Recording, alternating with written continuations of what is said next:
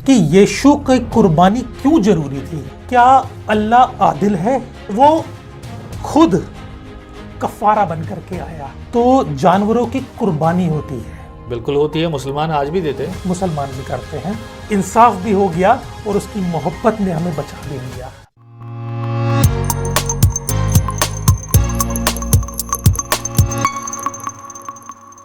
Praise the Lord, जय मसीह की। स्वागत है आपका हमेशा के प्रोग्राम सवाल आपके जवाब बाइबल के। जी हाँ, ये सवाल जवाब प्रोग्राम इसलिए है क्योंकि सवाल है मुस्लिम्स के पास।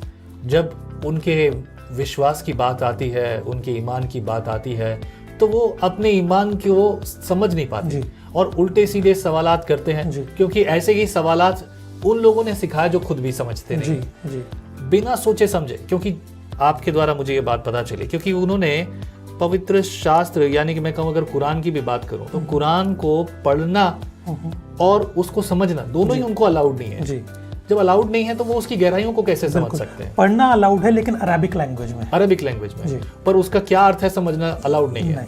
अगर वो समझना चाहें तो क्या कहते हैं कि उनको क्या मिलेगा? कि अल्लाह तुमको उठा के जहन्नुम में डाल देगा, वहां बिच्छू काटेंगे, सांप काटेंगे और कांच पिघला के तुम्हारी आंख में डाला जाएगा अगर तुमने सवाल किया तो। मैं इसको इस तरीके से देखता हूँ, आपने बहुत गहरी बात कह दी है। अक्सर हम ये देखते हैं कि परमेश्वर जो हमसे प्यार करता है वो हमारी हर भली बात को देखना चाहता है, भली बातों के लिए चाहता है। कहता है कि तुम बुरे होकर भी अपने बच्चों को भली वस्तुएं देना चाहते हो, तो स्वर्गीय पिता हमें भली वस्तु क्यों ना देगा? हमें रोटी मांगने पे पत्थर क्यों देगा? बिल्कुल। तो यही बात जब वो है तो अल्लाह क्यों नहीं करेगा? तो अगर ऐसी बात है तो क्या वो क्या कहा जाए? सवाल ये है, तो इस सवाल का जवाब आपके पास खुद के पास है, इसीलिए सवाल बनता है। अगर सवाल है तो जवाब केवल और केवल पवित्र शास्त्र बाइबल से है। हालेलुया। और अब सवाल है, मुस्लिम लोग एक सवाल भी पूछते हैं। वो सवाल ये है कि अल्लाह हमारे गुनाह खुद ही क्यों माफ नहीं कर देता? जब वो अल्लाह है तो अल्लाह हमारे गुनाह, जो खुदा हमारे गुनाह क्यों माफ नहीं कर देता? आप खुदा की बात कर रहे हो। यीशु मसीह का सलीब पर मेरे लिए मारा जाना क्या आवश्यक है? जी, अक्सर मुस्लिम ये सवाल करते हैं कि खुदा मेरे गुनाहों को यूं ही माफ क्यों नहीं कर देता? हाँ, बिल्कुल। यीशु को कुर्बान करके मेरे गुनाहों को धोने की क्या जरूरत है? जी बिल्कुल। तो मैं बाइबल से बताना चाहता हूं प्लीज कि जब हम पुराना अहदनामा पढ़ते हैं तो जानवरों की कुर्बानी होती है। बिल्कुल होती है, मुसलमान आज भी देते हैं। मुसलमान भी करते हैं। तो जानवरों की कुर्बानी क्यों दी जाया करती थी? पापों की क्षमा के लिए, पापों की क्षमा के लिए। लेकिन उसी के साथ में इब्रानियों के नाम खत में ये बात लिखी है कि बैलों और बछड़ों के लहू से हमारे पाप नहीं धुलते। बिल्कुल ठीक है ना? बिल्कुल सही। तो फिर पुराने अहदनामे में जानवरों की कुर्बानी क्यों दी जाया करती थी? बहुत इंपॉर्टेंट सवाल है। ये हमारे मसीह भाई बहनों को भी पता होना चाहिए। हाँ, क्योंकि मेरे सामने भी ये सवाल था जब मैं विश्वास में आया।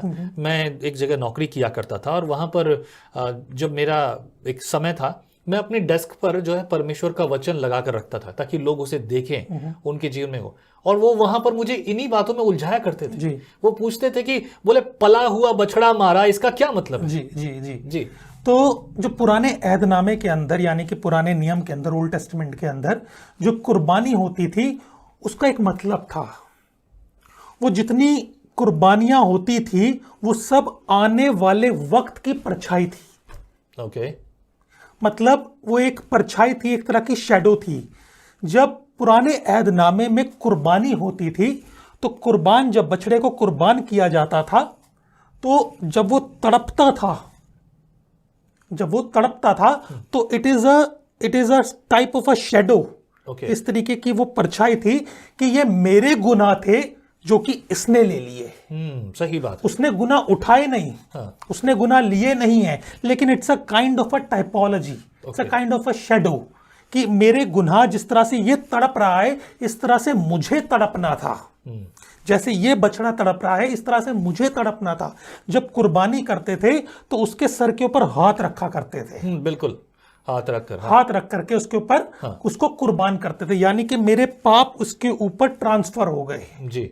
और उसको कुर्बान करते थे और जिस तरह से वो तड़पता था इस तरह से मुझे तड़पना था। करेक्ट। पुराने अहदनामे में ये शैडो थी आने वाले मसीही की, कि फ्यूचर में, भविष्य में मुस्तकबिल में कोई आएगा और आ करके इसी तरह से हमारे लिए कुर्बान होगा।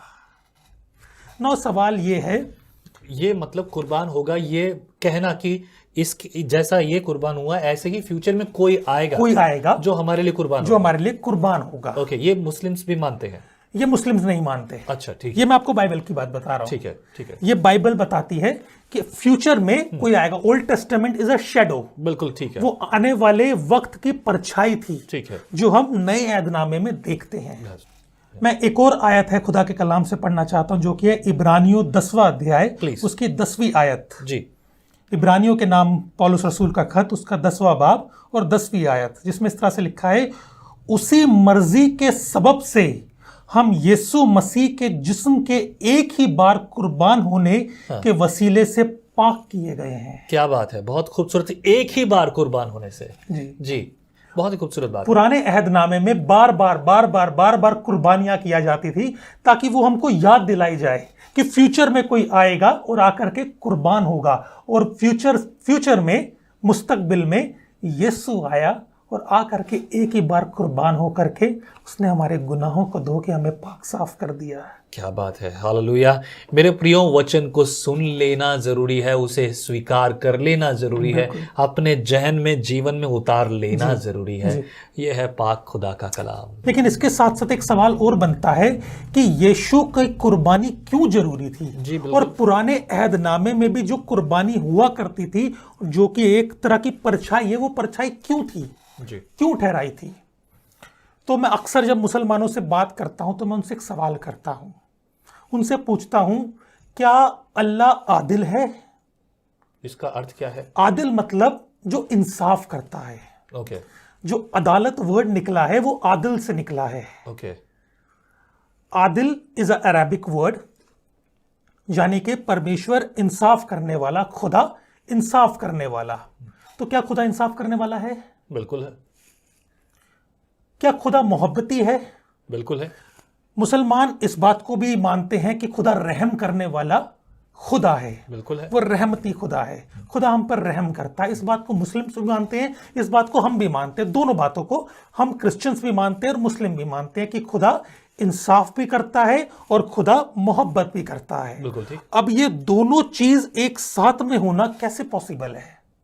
दोनों चीजें एक साथ, दोनों चीजें एक साथ में होना कैसे पॉसिबल है? एग्जाम्पल के तौर पे, अगर मैंने गुनाह किया है तो खुदा का इंसाफ कहता है इसको मौत मिलनी चाहिए, इसको जहन्नुम मिलना चाहिए, क्योंकि परमेश्वर का वचन भी कहता है जिसने पाप किया उसे सजा अवश्य मिलेगी।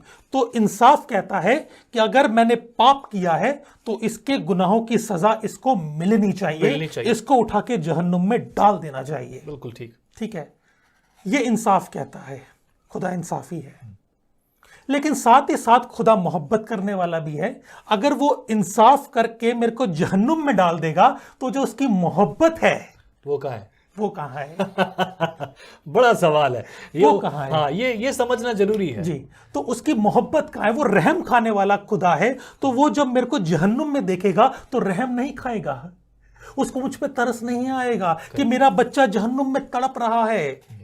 तो दोनों चीजें एक साथ में होना कैसे पॉसिबल है? सही कहा, बिल्कुल सही। लेकिन इसको पॉसिबल हमारे खुदा ने किया। आमीन, हालेलुया। इसको पॉसिबल हमारे खुदा ने किया। मैं आपको बताना चाहता हूं, वो खुद कफारा बन करके आया। सही कहा। एक बहुत पुराना गाना है, खुद ही दाता खुद ही दान। क्या बात है।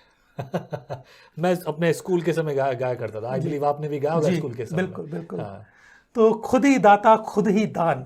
तो उसने क्या किया? उसने इंसाफ भी किया और उसने मोहब्बत भी दिखाई। इंसाफ कैसे किया? वो खुद जिस्म इख्तियार करके जमीन पर हमारे बीच में आया और आ करके सलीब पर कुर्बान हो गया। इंसाफ भी हो गया और उसकी मोहब्बत ने हमें बचा भी लिया। सही बात है। और इसीलिए वो खुदा यूहन्ना 3:16 के अनुसार कहता है कि परमेश्वर ने जगत से ऐसा प्रेम रखा कि उसने अपना इकलौता पुत्र दे दिया ताकि जो कोई उस पर विश्वास करे वो नाश ना हो बल्कि अनंत जीवन पाए। उर्दू की जो बाइबल है यहाँ पर हमारे पास देवनागरी में उर्दू में लिखा हुआ है, इसे हम पढ़ें यूहन्ना 3:16। और बहुत खूबसूरत ये है क्योंकि उर्दू वैसे बहुत ही क्या कहते हैं तहजीबदार और बहुत ही मीठी जुबान है, भाषा है। मैं चाहूंगा कि वो एग्जैक्टली वो लाइन पढ़ी जाए। जी मैं पढ़ूंगा यूहन्ना 3:16 जिसमें इस तरह से लिखा है, क्योंकि खुदा ने दुनिया से ऐसी मोहब्बत रखी कि उसने अपना इकलौता बेटा बख्श दिया ताकि जो कोई उस पर ईमान लाए हलाक ना हो बल्कि हमेशा की जिंदगी पाए। क्या बात है, क्या बात है, क्या बात है, कहने की तो बात है। यही है खूबसूरत बात, खुदा ने अपना इकलौता। 17वीं आयत भी मैं पढ़ना चाहूंगा, क्योंकि खुदा ने बेटे को दुनिया में इसलिए नहीं भेजा कि दुनिया पर सजा का हुक्म करे, बल्कि इसलिए कि दुनिया उसके वसीले से नजात पाए। क्या बात है, हालेलुया हालेलुया। ये पढ़ना चाहिए, ये सुनना चाहिए, मजेदार बात है, बहुत ही गहरी बात है। बहुत बहुत शुक्रिया pastor Rahul, and I am glad about it कि आज के समय में मेरी जानकारी में कहीं पर भी कंटेंट नहीं है। अंग्रेजी भाषा में बहुत सारा कंटेंट है, मैं पिछले कई सालों से इस बारे में बात कर रहा हूं, लोगों को प्रेरित कर रहा हूं। हिंदी भाषा में हमारे पास कंटेंट नहीं है और यही कारण है मेरे पास विजनरी रेडियो टीवी पर यह बोझ है। बहुत जल्दी मैं दुआ करता हूं, खुदा से प्रभु से मांग रहा हूं प्रार्थना में कि हम OTT प्लेटफॉर्म शुरू करेंगे, जैसे कि नेटफ्लिक्स, अमेजॉन प्राइम एंड और दूसरे जो प्लेटफॉर्म्स हैं। ये ऐसे प्लेटफॉर्म है जहां पर गंदगी भरी है, हम वहां पर पवित्र वचन लेकर आएंगे, प्रभु की स्तुति होगी। और भी दूसरी बातें, मसीह फिल्में होंगी, बहुत सारी चीजें होंगी। मैं देखता हूं कि बहुत से लोग ना सही अर्थ को, तर्जुमा जिसको बोलते हैं, उसको बदल देते हैं। तो आज अगर हम सही रीति से बात करेंगे तो कल को और लोगों को वो मिलेगा जो वाकई में खुदा देना चाहता है। बहुत बहुत शुक्रिया इस समय के लिए। हम अगले एपिसोड में एक नए सवाल पर बात करेंगे जो सवाल मुस्लिम करते हैं। खुदा आपको बहुत बरकत दे। Thank you so much. प्रभु की आशीष होती रहे। आमीन। प्रभु आप सबके साथ हो। जय मसीह की।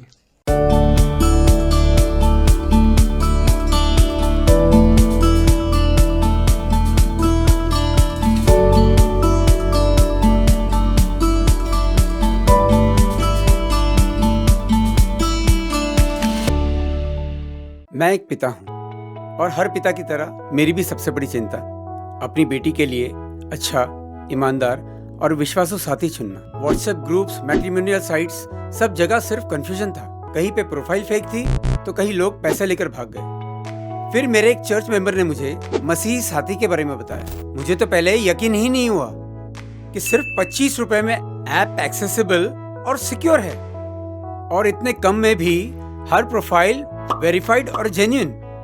और तो और ट्रांसपेरेंसी इतनी कि मुझे तो लगा परमेश्वर की ही योजना है। ऐप को यूज करना कम्प्लीटली फ्री है और अगर कोई प्रोफाइल पसंद आए तो सिर्फ 25 रुपए में आप डिटेल्स पा सकते हैं। आज मेरी बेटी एक अच्छे और समझदार मसीही साथी के साथ अपनी नई जिंदगी शुरू कर चुकी है। और मैं सिर्फ मसीही साथी का ही नहीं, परमेश्वर का भी शुक्रगुजार हूँ जिसने मुझे ये राह दिखाई। नीति वचन 18:22 में लिखा है कि जो पत्नी को पाता है वह लाभ पाता है और यहोवा के अनुग्रह को प्राप्त करता है। यही अनुग्रह मुझे मसीह साथी के माध्यम से मिला। आप भी डाउनलोड करें मसीह साथी और परमेश्वर के तय किए हुए साथी के साथ नए जीवन की शुरुआत करें। आइए साथ मिलकर कमीशन खोरी को खत्म करने की मुहिम में जुड़ जाएं।